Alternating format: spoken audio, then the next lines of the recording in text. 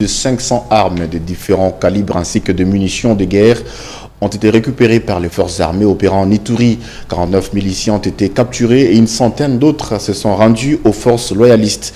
Il s'agit du bilan des opérations menées du 5 juillet 2025 au 20 février 2026 contre la milice CRP des Thomas Lubanga, alliés du M23 et aux ADF MTM. Selon le lieutenant-général Johnny Luboya Kachama, gouverneur des provinces, la discipline militaire a été déterminante dans le succès de ces opérations. Suivez.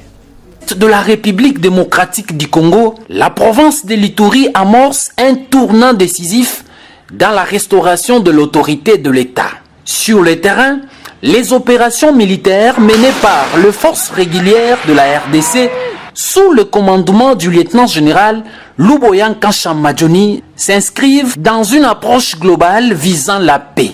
Une stratégie qui s'aligne dans la ligne droite du commandant suprême des forces armées et de la police nationale congolaise, Félix Tshisekedi Tshilombo. Au quartier général, les commandants du secteur opérationnel Ituri, le général-major Bruno Mandevou, a présenté au gouverneur militaire un bilan détaillé des opérations militaires. Ce bilan matériel est impressionnant. Plus de 500 armes récupérées, donc 2 armes AK-47, de PKM, de lance-roquettes, de bombes artisanales, des caisses complètes de munitions ainsi que des équipements logistiques et des dispositifs de surveillance. Un véritable coup dur dans le rang de CRP et du ADF MTM. Entouré des commandants de grandes unités, le lieutenant-général Luboya Kachama n'a pas caché sa satisfaction face aux résultats obtenus dans le théâtre des opérations. Au jour d'aujourd'hui, nous avons repris tous les territoires et nous avons au moins 80% de territoires sécurisés. Il ne nous reste plus que Boulé et les environs. Et cela grâce à qui? Cela grâce à ces vaillants commandants que vous êtes en train de voir à côté de moi ici.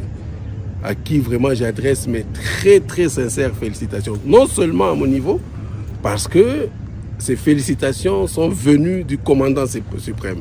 Ces félicitations sont venues aussi du chef d'état-major général. Donc je suis l'homme le plus fier d'avoir un état-major comme celui-ci qui a prouvé que les FARDC existent et les FARDC peuvent répondre valablement à leur mission. Des avancées visibles sur le terrain. Au-delà du matériel saisi, deux villages autrefois désertés retrouvent peu à peu leurs habitants. L'Ituri, sous l'état de siège, avance vers sa pacification.